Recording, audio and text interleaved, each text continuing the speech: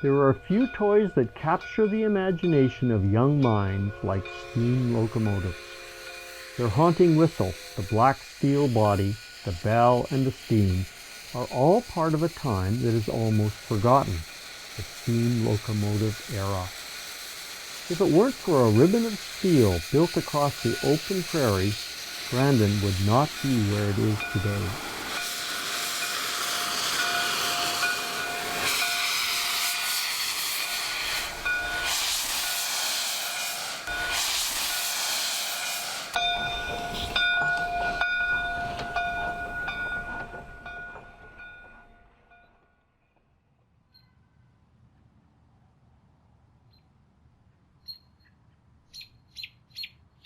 Of all of man's inventions, none seems so iconic, recognizable, and endearing as the majestic steam locomotive. For nearly 80 years, its haunting whistle in the prairie landscape seemed as natural and comforting as bird song. At the turn of the century, when horse or ox carts were the norm, there was something special about locomotives. The look, the sound, and power. It just seemed to immediately belong on the open prairie. People marveled at the speed. While ox cart travel was slower than walking, these iron horses rocketed down the rails at 25 to 40 miles an hour. It was a stunning leap in transportation technology. In fact, there were those who feared it to be an act against God and nature. It did, however, foster the coming population boom on the prairies. I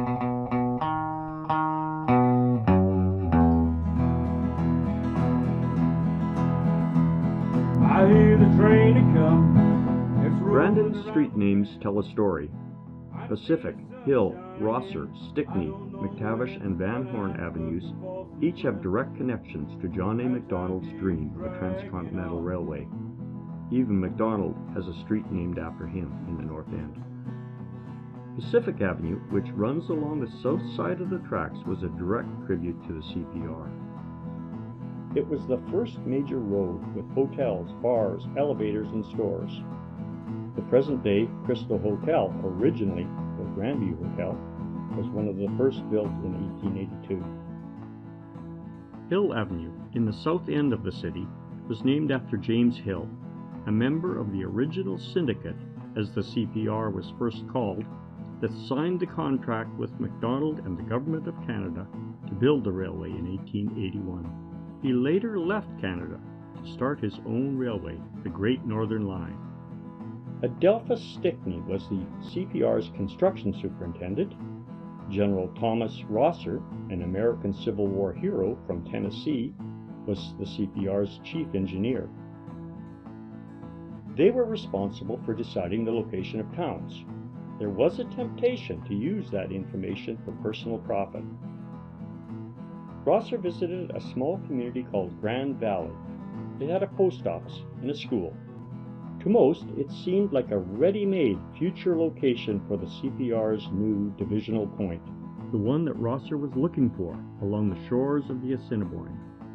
Rosser bargained with the owner, John McVicker, and made a generous offer of $25,000.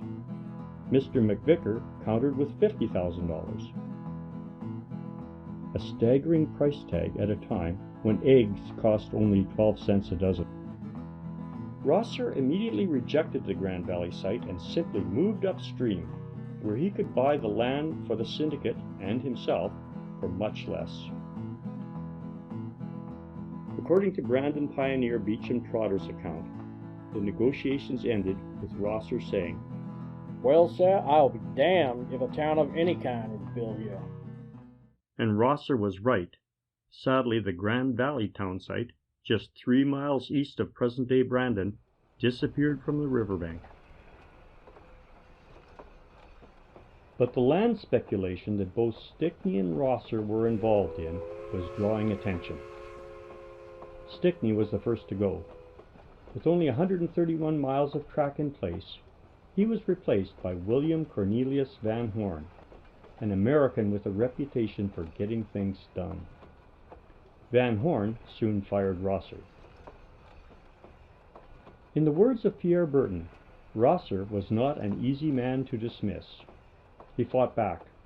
A deal was eventually struck. Rosser would resign, and charges against him would be dropped. Regardless, they both left Brandon as wealthy men, with Rosser being the main commercial street of Brandon for well over 100 years.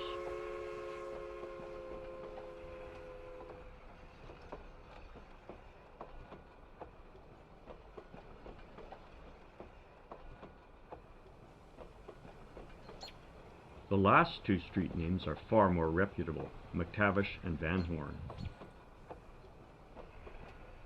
John McTavish was a CPR land commissioner. He too was honored with a street close to that of his CPR colleague Van Horn. Today, William Van Horn is highly regarded in CPR circles for completing the rail line and running it successfully for many years afterwards. He was the key to the completion of the railway and was in attendance along with McTavish at the last spikes ceremony in Craigalackie, BC. To the Right Honourable Sir John A. Macdonald, from Craigalackie Eagle Pass, British Columbia. Thanks to your far-seeing policy and unwavering support, the Canadian Pacific Railway is completed. The last rail was laid this Saturday morning at 9:22. William C. Van Horn. Now, locomotives could steam across Canada from sea to sea.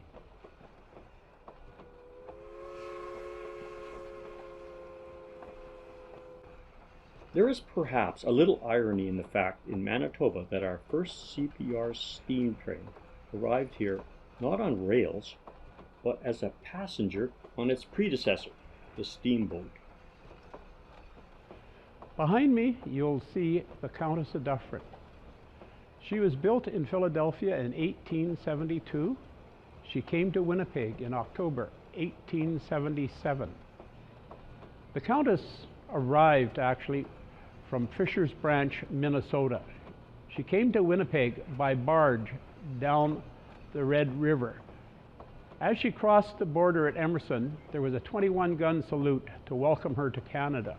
She blew her whistle and rang her bell all the way to when she landed in St. Boniface. The Countess was a 440. 440 refers to a distinctive method of referring to locomotives specific to the steam era. It refers to axle pattern. Two axles of smaller idler wheels up front for the first four, two axles of larger drivers for the second four. These transferred the power of the steam engine to the track. As there were no wheels under the cab, this was a 0. The tender that followed carried the fuel and water, but its wheels weren't counted. It was a practical way to identify steam locomotives, from the American standard 440 to the many locomotives that passed through Brandon in the future, like the 282 Mikados, the 280 Consolidations, the huge 210-2 Santa Fe's and Selkirks, as well as the 462 Pacifics and the 464 Hudsons. There were many others used across Canada, but these were the typical prairie locomotives.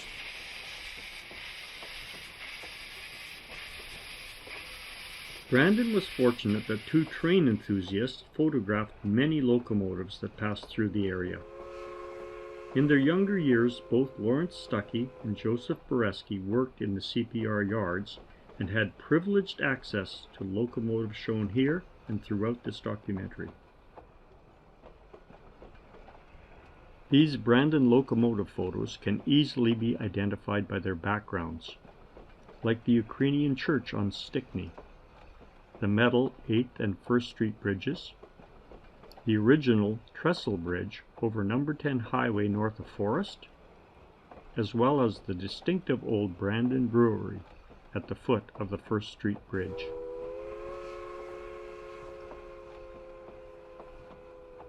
The earliest Canadian locomotives actually burned wood.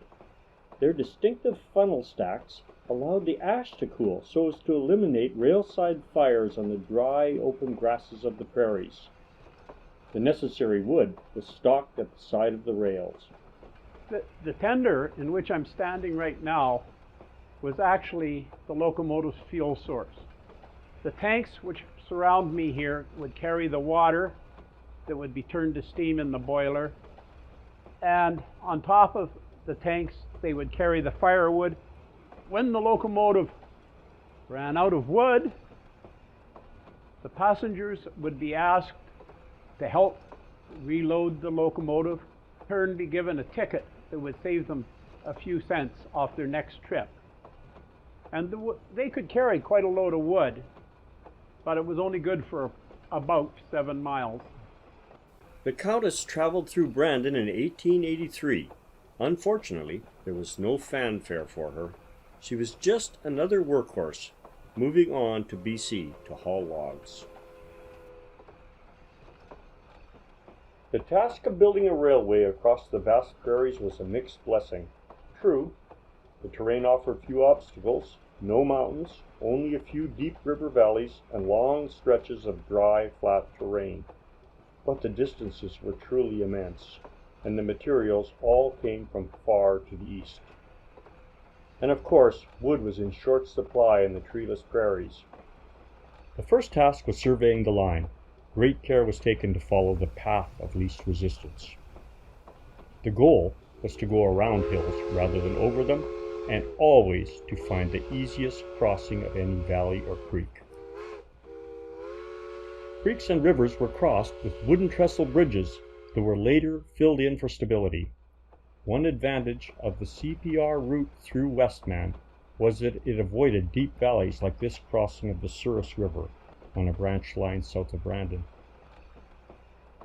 Today it might be easy for us to forget the sheer effort required, the thousands of trees to be felled, ties to be cut, rails to be forged, the huge amount of material to be transported and assembled. An enterprise that relied heavily upon brute force and manpower. The conditions weren't for everyone. Turnover was high, especially as the nights grew cold. In the summer of 1882, as the line pushed west from Brandon, 5,000 men and 1,700 teams of horses were at work. The construction over the summer introduced thousands of lonely single men to the fledgling city. That could get interesting.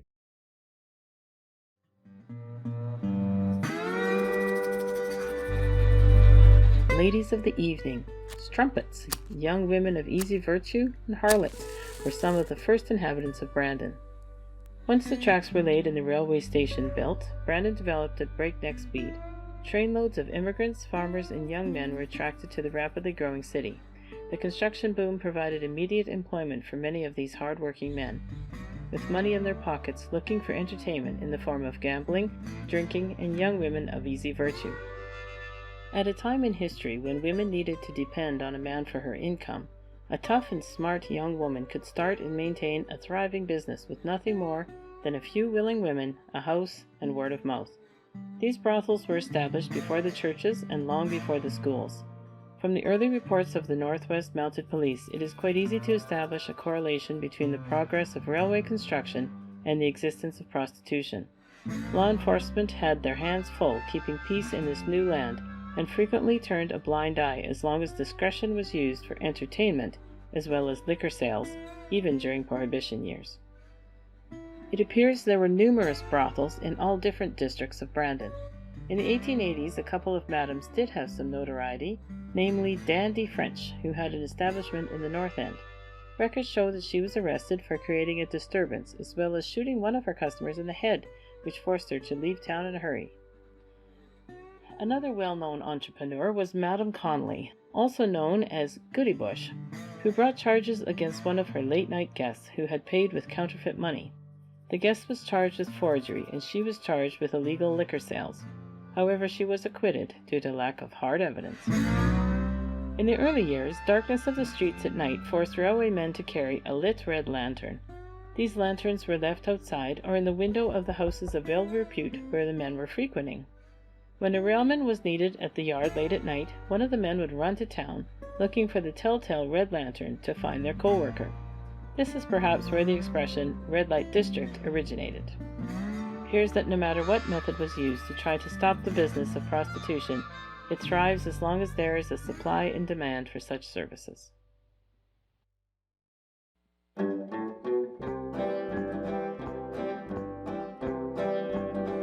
The creation of a new city, destined to be the service center for a huge expanse of farmland, proceeded quickly.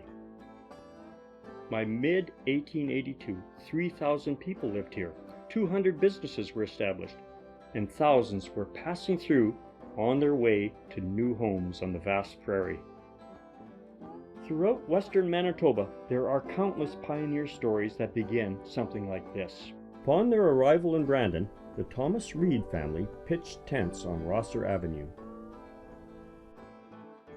I used to get a few days off in the summer to look for land, but I did not succeed until 1885 when I took the train to Brandon and walked to Deloraine.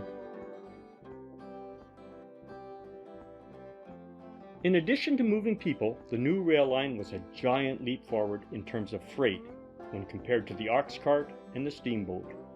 This enabled the explosion of building that created this new city and the dozens of smaller communities springing up in the region. Regular trips to Brandon for supplies were a way of life for pioneers in Westman. The same trains that brought the tons of lumber and farm implements went back east loaded with grain. For nearly 10 years, while the region's farmers waited for branch lines, that grain traveled through Brandon. At its peak in the late 1930s, there were as many as 19 grain elevators lining Pacific Avenue. Now only one remains, soon to be torn down, leaving no trace of the significance of grain in the early development of our wheat city. The speed and efficiency of rail travel changed everything in the New West. It allowed politicians, businessmen, entertainers, and even royalty to extend their reach and visit what just a few short years earlier had been the inaccessible frontier. Brandonites were so enamored with the idea of coast-to-coast travel that on Dominion Day, July 1st, 1886, the first transcontinental passenger train entered the city to a cheering crowd. Several excited passengers had walked to Chater so that they could board the train to say that they were one of the passengers on its inaugural arrival. Many stayed aboard to Oak Lake and then traveled back on the next eastbound freight train. After years of political strife in an effort to see his dream and political promise, a transcontinental railway, John A. Macdonald and Lady Macdonald were able to make their well-publicized trip west on the new CPR in 1886. Their stop in Brandon in late August was for just 12 hours. They were greeted by Mayor Smart and thousands of Brandonites. They even took a ride on top of the cowcatcher for a better view of the scenery. This was the only time he would pass through Brandon on the rails he had envisioned.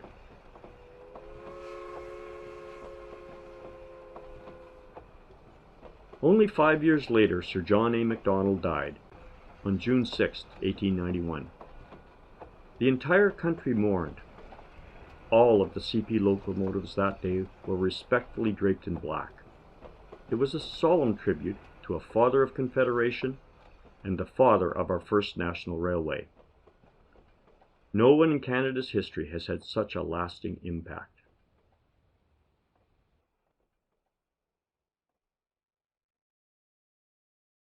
In the decade from 1900 till 1910, more miles of railway were constructed in Manitoba than in any other similar period.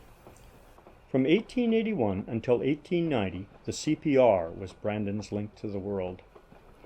To the south, the CPR had connected with Deloraine by 1886. To the north, the Manitoba and Northwest reached Minnedosa and beyond to Birtle by 1883. Neither line was linked to Brandon.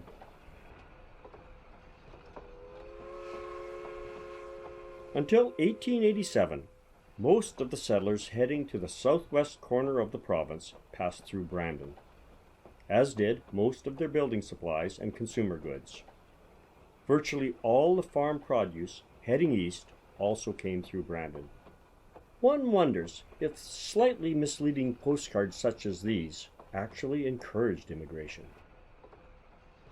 In 1890, the Northern Pacific and Manitoba entered the city from the southeast, connecting Brandon to Morris by way of Wawanesa and Balder.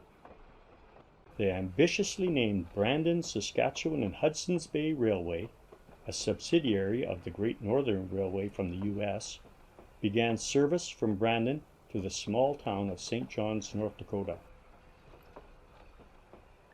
Very soon after, multiple spur and branch lines were built, offering shorter distances for farmers to transport their grain to the train. No matter how small the town, if a track could be run through it, it had a station. By 1912, Brandon had 3 stations to accommodate the public demand for travel and to have a supply lifeline. The Canadian Pacific, Canadian Northern, and the Great Northern have all provided both passenger and freight service to the city. The rail business was very competitive. The CPR was obviously the first and busiest line. In 1887, the original CPR station was replaced by an attractive new building, reminiscent of an English country inn. That building, in turn, was replaced in 1911 by a modern, large-scale structure, destined to become a highly visible landmark at the base of Brandon's busy 10th Street. CPR and the Great Northern Railway straddled both sides of Pacific Avenue. They had freight sheds several blocks long. The CNR on the corner of 9th and Princess was the only station with an attached hotel. Its reputation still lasts in the memories of many for its class and style. It was originally built by the Canadian Northern Railway in 1912. After World War I, declining usage and massive debts prompted the Canadian government to step in and amalgamate many struggling railways. The Depression years saw the beginning of rail line abandonment. Use of railways as a mode of public transportation has so diminished that now only 2 lines remain in Brandon and no passenger stations. The CNR station was demolished in 1980, but there was a time when passenger stations were the center of attention.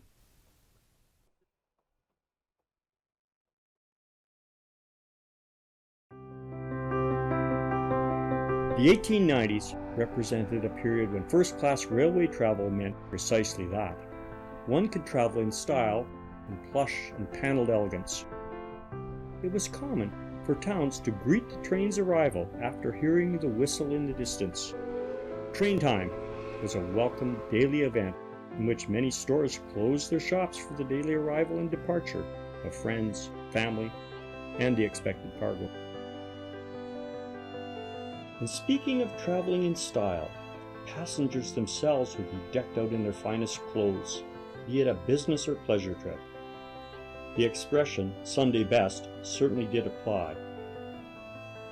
Travel by train was significant and could make an average man feel like a king, at least for the time of the trip.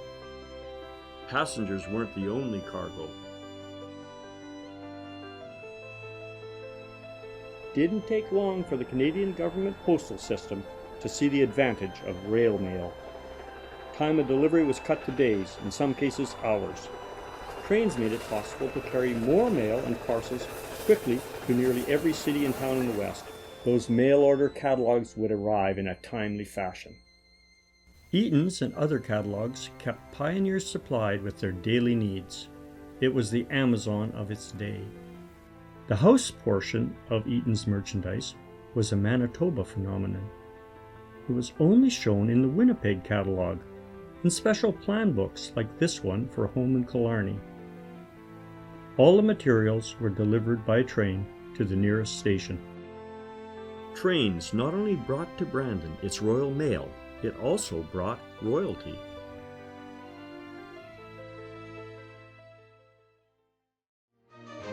There were several royal trains over the decades. In May 1939, Brandon hosted the visit from King George VI and Queen Elizabeth on the Royal Dominion Tour of Canada. Prime Minister Mckenzie-Cochrane described the arrival of the royal train at Brandon. Wonderful cheering, a long bridge overhead, crowded with people, the hour, 11 at night, the finest scene of the entire trip. The Queen herself said the reception was the biggest thrill of the tour. When they departed the next day, once again thousands of Brandonites crowded the CPR station and the 8th Street Bridge. Even in the depression-battered prairies, the public had a strong bond with the royal couple, and it showed. They arrived on a specially painted Canadian Pacific locomotive, the 464 Royal Hudson, the only locomotives outside the United Kingdom to be given royal status by a reigning monarch. They were impressive locomotives. These new oil burners had 6 72-inch drivers, and they could achieve speeds of over 90 miles per hour. Only Canada's finest and fastest for the King and Queen. Children loved royalty almost as much as they loved the royal circus that came to Brandon every summer. Kids and families alike all looked forward to the arrival of the circus trains and the parades down Rosser to the fairgrounds. And while trains brought the elephants, jugglers, and fire eaters to town, the locomotives could also be used to put out fires. The CPR needed ice to refrigerate freight. In those days, ice was cut from the river and stored in the ice house on Assiniboine and 3rd Street. Ironically, in May 1950, it somehow caught fire. To the rescue came a CPR locomotive providing firemen with 200 psi of water to douse the blaze. No one died in this incident, but a much more serious incident occurred in 1919.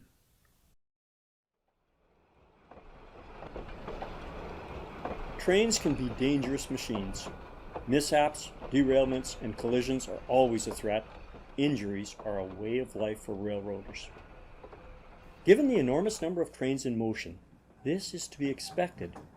Railroading was a dangerous job. Brandon's worst railway disaster happened on January 12, 1916. It was a bitterly cold day, and a group of temporary workers were taking a break in the shelter of a caboose of a snow clearing train. As the snow train backed into the main line, another train hauling cattle slammed into it. Of the 30 workers taking shelter in the caboose, 19 died. Aside from the snow train number 39's crew and a supervisor, the men working on it were Galatians from modern-day Ukraine. They were desperate for work and took the job despite the cold and the potential danger. A coroner's jury blamed the railway for negligence, but both crews claimed that they had the right of way. Railway authorities gave generous assistance to the families involved, and this and other incidents helped raise awareness and prompt calls for better safety. It was nearly 23 years before another major accident occurred. In the early morning hours of August 28, 1939, 3 freight cars came loose by the McCabe elevator on 13th Street and slowly began to build up speed going downhill toward the old cigar factory, which was then the Codville warehouse on 11th. They jumped the stops and crashed into the building entrance. There were no injuries, but had it occurred later, during business hours, there most certainly would have been injuries, if not deaths. There were many more injuries than deaths, and many not officially recorded. There are stories of railway men losing limbs to mishaps by jumping on the moving trains, something they commonly did. It was just part of their job. When injuries did occur, it was common for the Brotherhood of Railroaders to offer assistance to the injured railroader's family. At a time when there was no Medicare or welfare, this kept a railwayman's family in good care until he recovered. Once a victim had recovered and was capable, he was welcomed back to the yard in an appropriate capacity. There are many tasks available, such as switching or being in the switch tower. While we may wince when reminded that the switch tower was nicknamed the Cripple House, the intentions were good. The men were still employed, still had the opportunity to feed their families. Given the hundreds of trains passing through Brandon, it's rather amazing to see how few accidents there actually were. Some historians have estimated that by 1912, about 300 passenger trains and 500 freight trains passed through Brandon each week. Compare that to today, when only about 24 trains pass over those same tracks. In those busy years, crowds of people were always on or near the tracks during train time, something that wouldn't be tolerated today. The entire operation, scheduling, organizing, maintaining the trains, dealing with passengers and freight, was very labor-intensive. The largest employer in any town was the railway, like this crew from Brandon in front of the CPR roundhouse. Good wages for hard work was the norm, but the trade-off was being away from family for days at a time. Maintenance men known as wipers, steam mechanics, firemen, engineers, radio operators, station men, conductors, brakemen, all played a role in keeping the trains on time. And time was paramount, one of the highest priorities. Each railroader couldn't work until he acquired a railroader's watch. They said no watch, no trips, no watch, no work. Very essential things on the railroad, and you often wondered why people made so much fuss. Well, this had to be, when you reported for work, you had to synchronize it with the engineer. No deviation from that whatsoever, because you could meet full speed on the track, you know. Just keeping the engines running on time required mountains of coal, shoveled by hand. A fireman, as that lucky person was called, would throw a ton of coal for every 50 miles. Coal was stored in coal docks along the tracks. Filling the tender was a dirty, dusty job. The fireman knew that later he would be the one shoveling it all into the firebox. Imagine having to shovel 133 shovels full of heavy coal over an hour. Not an easy task, often reserved for the younger railroad men of the time. There was water and coal. You burned coal, got to fire. The fire heated the water, and the water made steam and run the train. So, and the water was, there was a water glass about 10, 12 inches long, and the water glass was to be half full, which meant the boiler was half full. It was very dangerous, less than half, because you could, if you had run too low on water, they used to say the boiler could blow up. And now and then there would be white smoke come out of the side of the engine. And that served more than one purpose. If there were cattle, wild animals, deer, not on the track, they would make an awful noise and scare them away from the train, and that avoided accidents. Nobody objected to that. But then there was the smoke, which was caused by the coal. It depended on when you were shoveling the coal in. If you depend where you dropped it, how you spread it around, because if you put too much on the fire didn't burn as well, you'd get black smoke, and you could get away with the dark smoke as long as you're not coming in or going out of the town. We're coming into Brandon, and as you come around 6th Street, I look in the firebox and better put a bit of coal in there, you know. And then the old locomotive fireman says, "Who was on train so and so?" It's me. And he says, "What's the idea, boy, of all this black smoke coming into town?" I don't know, really. We said, "Okay, there's black smoke," but he says, "I got super hell from the women, some of the women who have just put their washing on the line."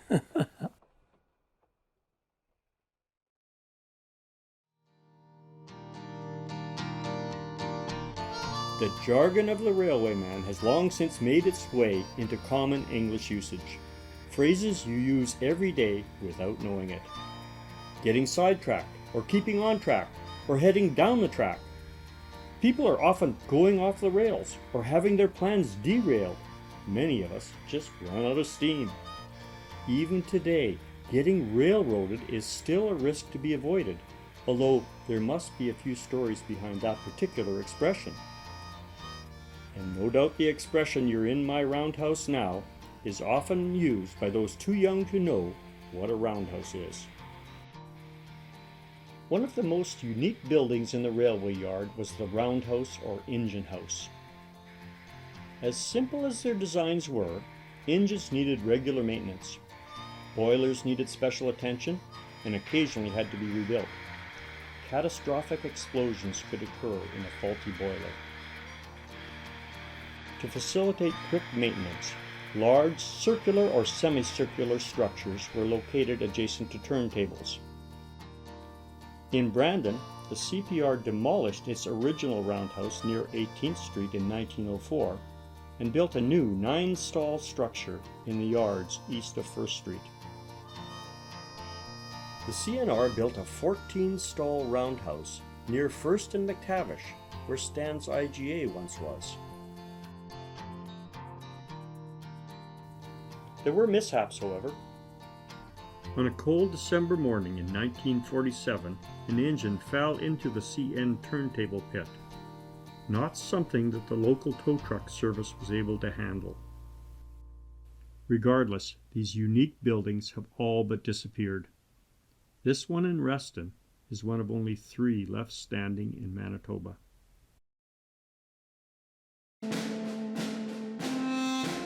In times of war, the speed and flexibility offered by our rapidly developing train system was put to full advantage. Throughout the Riel Uprising, the Boer War, and the subsequent world wars, the departure and passing of troop trains was an occasion for emotional and patriotic displays. In World War I alone, over 5,000 troops departed from Brandon on special troop trains. Horses were also frequent passengers. Brandon had a reputation as the horse capital of the West, and a May 3rd Brandon Sun article proclaimed, "Over 1,500 horses per month would be trained here for service at the front and sent overseas, never to return." The transportation of war materials was another important task. There was a line to Camp Hughes during World War I. During World War II, branch lines linked Brandon with Shiloh and with the British Commonwealth Air Training Plant facility. The arcs of these tracks are all that remain. How appropriate that they can only be seen from the air. In times of war, men and equipment could be moved at will from Brandon to either coast. The engineers were the bosses on board. From the operation of the boiler, the speed, the passengers, and timely arrival at each station along the way, it all fell on their shoulders. They were constantly on watch for vehicles, people, or animals on the track. Easy to do on a clear summer day, but not so easy in the winter.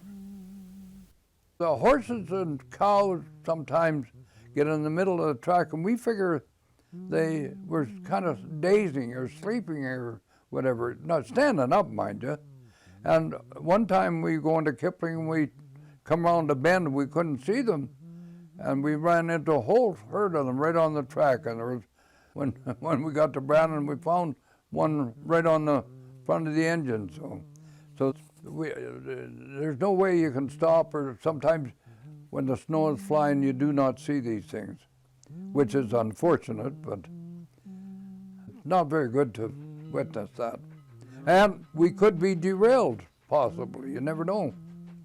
But we used to have long hours on the engine, and every fireman had his own scoop, plus a jam pail with a wire on it, called it our teapot. In those days it was loose tea. Boil it in the firebox with a poker, and then pull it out and put the tea in. At the same time, if a fella had some food, we used to put it on a shovel and just hold it in there until it got warmed up. I mean, not having time to stop or whatever, and away you go, eat on the fly style. Oh, yeah, my greatest fear sometime when I was on the road is running into a vehicle and killing somebody or whatever, because you cannot stop.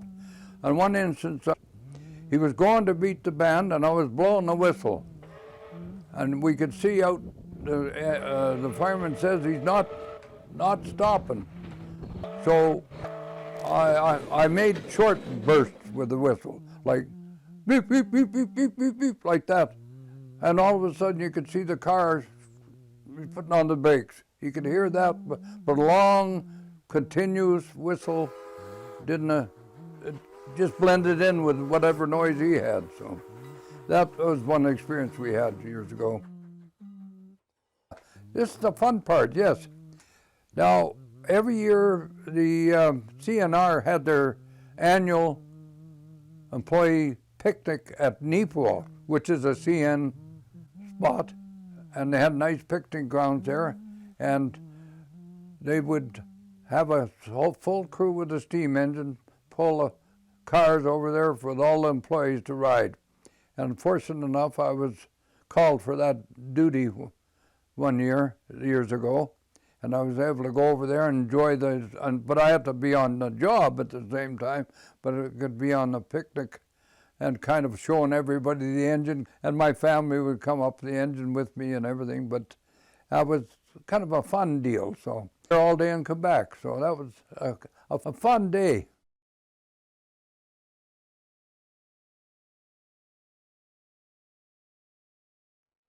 When Sir John A. envisioned a nation linked from sea to sea by thousands of miles of steel, he had no way of knowing that this truly unprecedented advance in transportation technology would soon give way to the next revolution in travel. The opening of the West occurred in what turned out to be the final great expansion of the railway era. The frenzy of railway building in Western Canada in the early 1900s proceeded alongside of the beginning of the age of the automobile.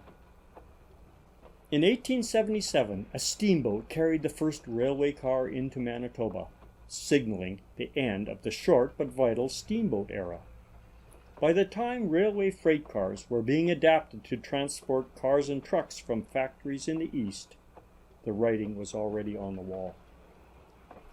The demand for passenger service was the first to decline. Then, the process of rural depopulation accelerated in the 1930s, and there was less demand for freight service to Brandon's surrounding communities. As railways tried to cope by cutting routes and running less trains, it became even more feasible to use trucks to service rural businesses. For several decades, the shipment of grain alone supported the main routes. But as giant centrally located terminals replaced the small-town elevator, train service to many communities died. The sound of the car horn replaced the train whistle. Across the prairies, countless rail beds have been either plowed up or repurposed as hiking trails. The last steam locomotive passed through Brandon in June of 1961.